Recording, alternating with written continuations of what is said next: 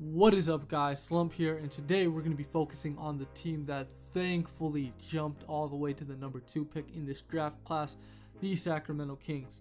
Now, the Sacramento Kings, before the season even began, they somewhat committed to actually trying to make the playoffs. They got some veterans: George Hill, Zach Randolph, Vince Carter. Zach Randolph, Vince Carter, they don't care, right? They came for the money. They're chilling, and they're also going to be trying to help out the younger guys. But George Hill came into this season with the notion that they were going to be competing for the playoffs. At least that's what Vlade in the front office told him, alright? So that just gives me the feeling that this Sacramento Kings team didn't commit to the tank at all. And even later on in the season, man, they were beating teams that they shouldn't have been beating. So yes, the Sacramento Kings team was well deserving of jumping into the top 2 of this draft, especially when you look at the top 2 prospects of this draft class. Both of these guys check off a lot of boxes for a lot of franchises, and you can't go wrong with selecting either of them. It's just, I don't know what to say, but it's different circumstances. You gotta go and add different pieces to your core, obviously. Now, last video I did a kind of a scouting report on Luka Doncic. I didn't go too in depth, but I gave you my thoughts onto why he should be the number 1 pick to the Phoenix Suns. I also factor in team needs, stuff like that. And even, obviously, teams have to go best player available in the NBA draft.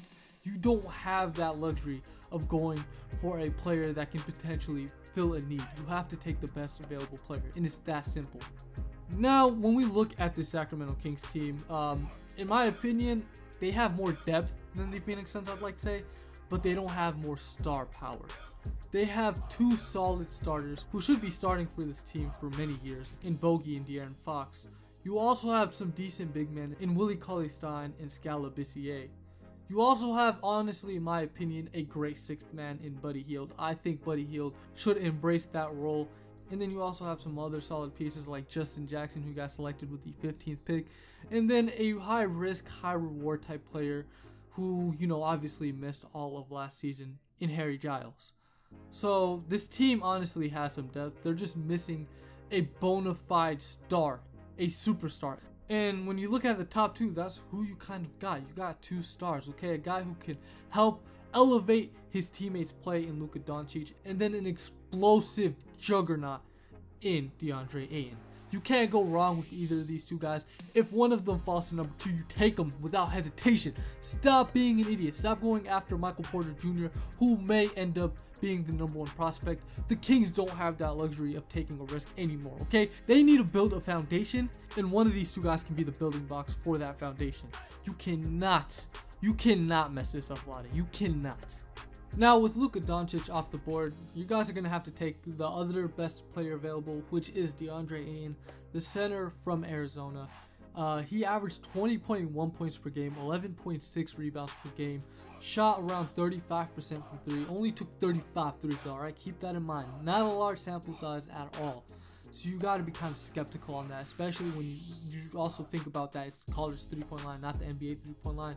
How is his range going to translate? The good thing is, though, he shot 73% from the free throw line. So I'm confident that he will be able to cement a 3-point shot and be able to offer the ability to space the floor. During his rookie campaign, he's going to be 20 years old. It's rumored that he's anywhere from 7 foot to 7'1". His wingspan is apparently 7'4" or 7'5". And his listed weight is 250 pounds, which is completely false. There's no way a man who has the body of a Greek god, especially in a 7-foot frame, is going to weigh 250 pounds, alright? This dude is 10 years before his time. I don't know, man. Just look at Marvin Bagley, Mohamed Bamba. Like, this dude excels. I don't know how he got his body like that, but shout out to you, man. Now, in terms of athleticism, I don't need to speak much about it, alright? Just watch anything of him. Just watch him, and you'll know that he's an extremely explosive athlete with a lot of upside offensively. He already has his post-game down. I love his footwork. His spin move is extremely fluid. I don't know how a man that size can spin with the ball that easily. My player comparison for DeAndre Ayton is David Robinson. DeAndre Ayton plays with a noticeable confidence. Even if you watch any of his interviews, you'll notice, man, this dude knows he's good at basketball. He knows he's a great prospect. He knows he's a great player. He has the confidence I'd compare to a Joel Embiid rather than an emotional, distressed child like DeMarcus Cousins, okay?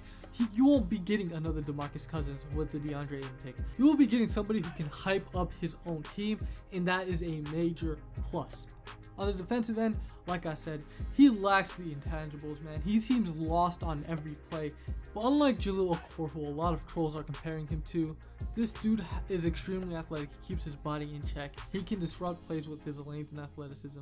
There's a reason why he averaged 2 blocks in college, alright? It's not just a gimme number, even though obviously he's going to have a tough time getting those blocks at the next level.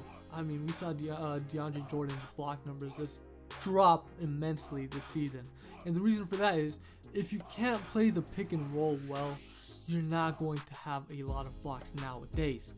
It's becoming more and more rare for a rim protector to average a ton if he's not able to switch onto smaller guys. And DeAndre Ayton is not going to offer that for the Sacramento Kings, you know? Luckily, you guys have Willie Cauley-Stein who could potentially do that. I love Willie Cauley-Stein. I think he would excel playing the 4 alongside DeAndre Ayton.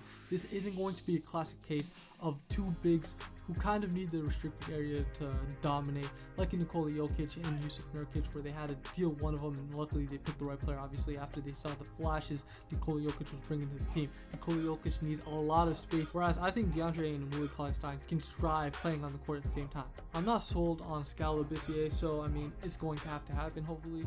The only issue I can think of when it comes to picking DeAndre Ayton, if you know he's the only one available out of the 2, is that the big man kind of isn't as important as it was back in the day. Clearly, the more modern NBA relies on guard or wing play, and as we know, the Kings kind of have 2 guys who look good but not great, okay, in Bogdonovic and De'Aaron Fox.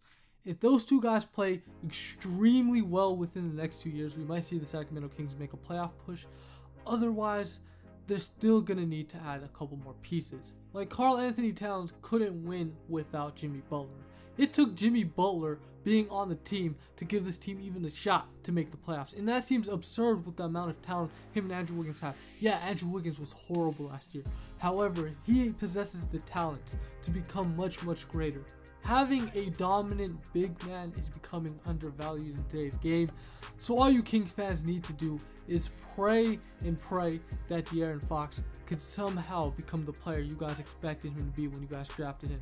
In my opinion, that was the wrong call. I thought Dennis Smith Jr. was going to be much better, and that does look like the case early on.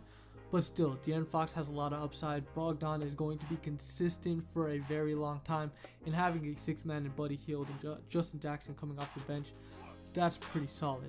So yeah, guys, those are my thoughts on who I think the Kings should take, given that Luka Doncic is off the board, since I took him with the #1 pick, obviously.